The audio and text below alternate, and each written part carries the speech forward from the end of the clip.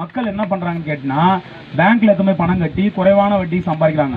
Post ஆஃபீஸ்ல பணம் கட்டி 10 வருஷம் வெயிட் பண்றாங்க. இன்சூரன்ஸ்ல பணம் கட்டி 20 வருஷம் வெயிட் பண்றாங்க பணம் டபுள் ஆகிறதுக்கு. ஆனா இங்க பணம் கட்டினீங்கன்னா 3ல இருந்து 5 வருஷத்துக்குள்ள அந்த பணம் டபுள் ஆகுது. அதான் சார் சொல்லிட்டு இருந்தாரு.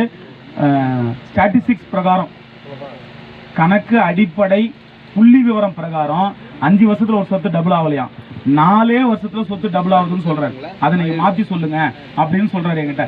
உண்மைதான், ஒரே வருஷத்துல டபுள் ஆன சொத்தும் பார்த்துருக்கோம், 2 வருஷத்துல டபுள் ஆன சொத்தும் பார்த்துருக்கோம். நம்ம இந்த சிப்கார்டு கொஞ்சம் எக்ஸ்டெண்ட் பண்ணட்டுமே, இது எவ்வளவு வேகமா ரேட் இருக்குன்னு மட்டும் நீங்க பாருங்க. அதனால பணம் இல்லைங்கிறத ஒரு முடிவா எடுக்காதீங்க. நம்ம என்ன பணம் இருந்தா சொத்து வாங்கலாம்னு நினைக்கிறீங்க, கிடையாது. சொத்து இருந்தா உங்களுக்கு நிறைய பணம் வரும். இப்படி யோசிச்சீங்கன்னா நீங்க பணக்காரன் ஆயிடுவீங்க. பணம் இருந்தாதான் நான் சொத்து வாங்கணும்னு கிடையாதுங்க. சொத்து இருந்தாதான் எனக்கு பணமே நிறைய வரும், சொத்து மூலமா எனக்கு வருமானம் வரும். அப்படி ஏன்னா இன்னைக்கு வீடு இருந்ததுன்னா கௌரவங்க, நம்ம பேர்ல சொத்து இருந்ததுன்னா கௌரவம், சொந்த பந்தம் நம்மளை மதிக்கும், கடன் காட்சி நம்மளுக்கு கொடுப்பானுங்க, ஃப்ரெண்ட்ஸு மதிப்பான், குடும்பத்தில் நம்மளுக்கு ஒரு மதிப்பு இருக்கும், ஊரில் ஒரு கௌரவம் இருக்கும். சொத்து இருந்தால் இது எல்லாமே கிடைக்கும். என்ன கேட்டால் சொத்து வாங்குறதுக்கு பேங்க்ல லோன் கூட கொடுப்பாங்க உங்களுக்கு. சொத்து இருந்தால் தர வாடகைக்கு விடலாம், சொத்து இருந்தால் வீடு கட்டி வாடகைக்கு விடலாம், சொத்து இருந்தால் இயற்கை விவசாயம் பண்ணலாம், சொத்து இருந்தால் பண்ணை நிலம் அமைக்கலாம், சொத்து இருந்ததுன்னா இன்னைக்கு ஆர்கானிக் விவசாயம் சும்மா ஒரு 1000 ஸ்கொயர் ஃபீட்டோட நீங்கள் ஆர்கானிக் விவசாயம் பண்ண முடியும்.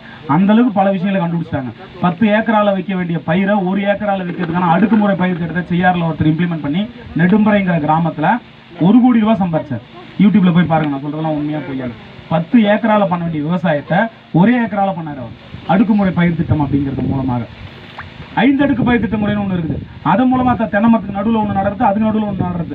நம்மளாம் கலக்காப்பட்ட நடுவில் தோர போடுவோம்ல, அந்த மாதிரி 5 திட்ட பரவலாக்க முறையிலையும் இன்னைக்கு விவசாயம் பண்ணி பண்ண முடியும். எத்தனையோ விஷயங்கள் இருக்கு. நீங்க ஆராய்ச்சி பண்ணி பார்த்தீங்கன்னா தான் சொத்தோட அவசியம் நமக்கு எப்பவுமே புரியும். இல்லைன்னா நம்மளுக்கு சொத்தோட அவசியம் புரியாது. அதனால பணம் இல்லை என்பதை ஒரு பிரதானமாக எடுத்துன்னு வராதிங்க. பணம் என்னைக்கு நம்ம கிட்ட இருந்துருக்குது, எனக்கு அதை சொல்லுங்க. சார் நிறைய பிரச்சனை சார், பிரச்சனைலாம் மூடிட்டோம். ஓகே, பிரச்சனை என்னைக்கு முடிஞ்சிருக்கு சொல்லுங்க. சாவர வரைக்கும் பிரச்சனை இருந்துதான் இருக்குது, சாவர வரைக்கும் செத்தா கூட பிரச்சனை இருந்துதான் இருக்குது. ஆமா, எரிக்கிறதா போதையத்தா இடம் எல்லாம். அதுக்கப்புறமா கவனிங்க, பணம் என்னைக்கு பணம் நம்மகிட்ட நல்லா என்கிட்ட இருக்குது ஒரு பெருமை வெளியே பேசுறேன். ஊரெல்லாம் போய் சொல்றேன் என்கிட்ட பணம் இருக்குது, நான் ஒரு நாளைக்கு 1 லட்ச ரூபா சொன்னேன். எத்தனை பேர் அந்த ஊரெல்லாம் போய் சொல்றாங்க என்கிட்ட பணம் இருக்குது, நான் சம்பாதிக்கிறேன்னு? சொல்ல மாட்டோம். என்னைக்கு பணம் இருந்த காலம் இது. அப்ப நம்மளா ஒரு முடிவு எடுத்து, நம்மளா எனக்கு இது வேணும் என் குடும்பத்துக்கு முடிவு எடுத்து பண்ணும்போது தான் பணம் என்பது அங்க நம்மளுக்கு ஜென்ரேட் ஆகுது.